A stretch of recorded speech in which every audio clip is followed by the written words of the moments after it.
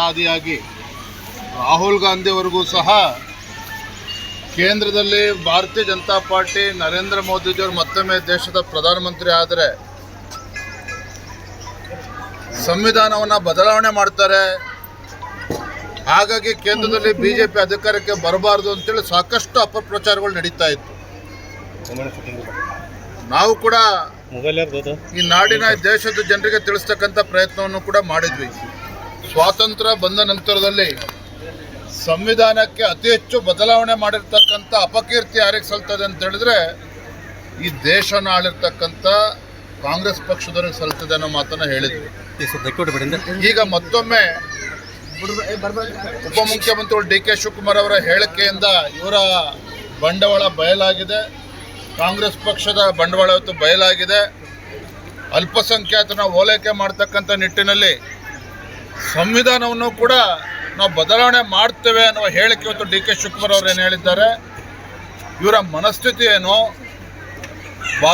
Doctor Baba Saheb Ambedkar ಅವ್ರ ಬಗ್ಗೆ ಎಷ್ಟು ಗೌರವ ಕಾಂಗ್ರೆಸ್ನವರು ಇಟ್ಕೊಂಡಿದ್ದಾರೆ.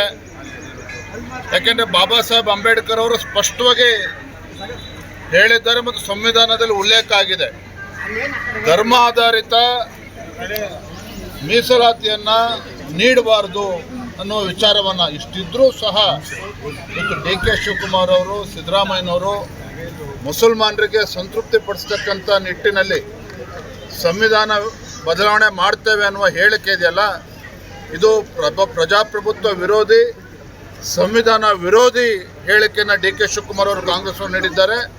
ಇದಕ್ಕೆ ಭಾರತೀಯ ಜನತಾ ಪಾರ್ಟಿ ಆಗಲಿ ನರೇಂದ್ರ ಮೋದಿಜಿಯವರಾಗಲಿ ಯಾರೂ ಕೂಡ ಇದಕ್ಕೆ ಅವಕಾಶ ಕೊಡೋದಕ್ಕೆ ಸಾಧ್ಯ ಇಲ್ಲ. ಇದು ಖಂಡಿತ ಈ ಡಿ ಕೆ ಶಿವಕುಮಾರ್ ಹೇಳಿಕೆ ನಾನು ಖಂಡನೆ ಮಾಡ್ತೇನೆ. ದೇಶದಲ್ಲಿ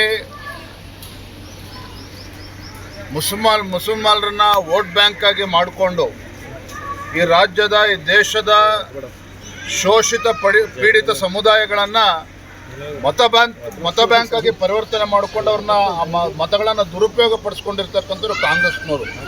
ಇದು ಪದೇ ಪದೇ ಇದು ಗೊತ್ತಾಗ್ತಾ ಇದೆ. ಹಾಗಾಗಿ ಒಟ್ಟಾರೆಯಾಗಿ ಡಿ ಕೆ ಶಿವಕುಮಾರ್ ಅವರ ಹೇಳಿಕೆ, ಅದು ಕೇವಲ ಡಿ ಕೆ ಶಿವಕುಮಾರ್ ಅವರ ಹೇಳಿಕೆ ಅಲ್ಲ, ರಾಹುಲ್ ಗಾಂಧಿ ಅವರ ಮನಸ್ಥಿತಿ, ಈ ರಾಜ್ಯದ ಮುಖ್ಯಮಂತ್ರಿಗಳ ಮನಸ್ಥಿತಿಯನ್ನೇ ಇವತ್ತು ಡಿ ಕೆ ಶಿವಕುಮಾರ್ ಅವರು ಹೇಳಿರ್ತಕ್ಕಂಥದ್ದು. ಭಾರತೀಯ ಜನತಾ ಪಾರ್ಟಿ ಇವತ್ತು ಡಾಕ್ಟರ್ ಬಾಬಾ ಸಾಹೇಬ್ ಅಂಬೇಡ್ಕರ್ ಅವರಿಗೆ ಗೌರವ ಕೊಡ್ತಕ್ಕಂಥ ಪಕ್ಷದ್ದು ಭಾರತೀಯ ಜನತಾ ಪಾರ್ಟಿ. ಡಾಕ್ಟರ್ ಬಾಬಾ ಸಾಹೇಬ್ ಅಂಬೇಡ್ಕರ್ ಅವರಿಗೆ ಮತ್ತು ಸಂವಿಧಾನಕ್ಕೆ ಗೌರವ ಕೊಡ್ತಕ್ಕಂಥ ಮಹಾನ್ ವ್ಯಕ್ತಿ ಯಾರಪ್ಪ ಅಂತೇಳಿದ್ರೆ ದೇಶದ ಹೆಮ್ಮೆ ಪ್ರಧಾನಮಂತ್ರಿ ನರೇಂದ್ರ ಮೋದಿಜಿಯವರು. ಹಾಗಾಗಿ ಡಿ ಕೆ ಶಿವಕುಮಾರ್ ಅವರ ಹೇಳಿಕೆನ ಖಂಡಿಸ್ತೇವೆ. ಯಾವುದೇ ಕಾರಣಕ್ಕೂ ಅದಕ್ಕೆ ಅವಕಾಶ ನಾವು ಮಾಡಿಕೊಡೋದಿಲ್ಲ. ಪ್ರಪೋಸಲ್ ಏನಾದರೂ ಕಳಿಸಿದ್ರೆ ಕೇಂದ್ರಕ್ಕೆ ಪ್ರಪೋಸಲ್ಗೆ ಏನಾದರೂ ಆದರೆ ರಕ್ತ ಕ್ರಾಂತಿ ಆಗುತ್ತೆ ಅಂತೇಳಿ ಅವರೇ ಹೇಳಿದ್ರು. ನೋಡಿ, ಈ ರೀತಿ ಸಂವಿಧಾನವನ್ನು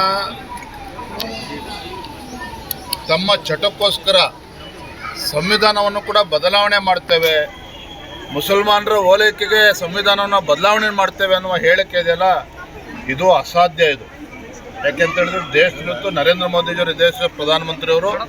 ಯಾರು ಸಂವಿಧಾನಕ್ಕೆ ಡಾಕ್ಟರ್ ಬಾಬಾ ಸಾಹೇಬ್ ಅಂಬೇಡ್ಕರ್ ಅವರಿಗೆ ಹೆಚ್ಚು ಗೌರವ ಕೊಡ್ತಕ್ಕಂಥ ಹೆಮ್ಮೆಯ ಪ್ರಧಾನಮಂತ್ರಿ ನರೇಂದ್ರ ಮೋದಿಜಿಯವರು ಇದ್ದಾಗ ಮತ್ತು ಭಾರತೀಯ ಜನತಾ ಪಾರ್ಟಿ ಕೇಂದ್ರದಲ್ಲಿ ಅಧಿಕಾರದಲ್ಲಿದ್ದಾಗ ಇದಕ್ಕೆ ಖಂಡಿತ ಅವಕಾಶ ಕೊಡೋದು. ಮತ್ತೊಂದು ಕಡೆ ಕಾಂಗ್ರೆಸ್ ಅವರು ಇದನ್ನೇ ಡಿಫೆಂಡ್ ಮಾಡ್ತಾರೆ ಸರ್, ಅಂದರೆ ಮೆಜಾರಿಟಿ ಬಿಜೆಪಿಗಿದೆ, ಸೊ ನಾವೇಗೆ ಸಂವಿಧಾನ ತಿದ್ದುಪಡಿ ಮಾಡ್ತೀವಿ, ಬಿಜೆಪಿ ಅವರು ಹುಚ್ಚರಿದ್ದಾರೆ ಅಂತಾರೆ. ನೋಡ್ರಿ, ಇವರ ಹೇಳಿಕೆಯಿಂದನೇ ಗೊತ್ತಾಗ್ತದೆ ಯಾರು ಹುಚ್ಚರಿದ್ದಾರೆ ಅಂತೇಳಿ. ಯಾರು ಹುಚ್ಚರು ಅನ್ನೋದನ್ನ ಈಗಾಗಲೇ ಜನಸಾಮಾನ್ಯರು ಮಾತನಾಡ್ತಾ ಇದ್ದಾರೆ. ಅಧಿಕಾರಕ್ಕೋಸ್ಕರ ಯಾವ ಮಟ್ಟಕ್ಕೂ ಇಳಿಬೋದು ಅನ್ನೋದನ್ನ ಕಾಂಗ್ರೆಸ್ ತೋರಿಸ್ಕೊಡ್ತಾ ಇದ್ದಾರೆ. ಧನ್ಯವಾದ.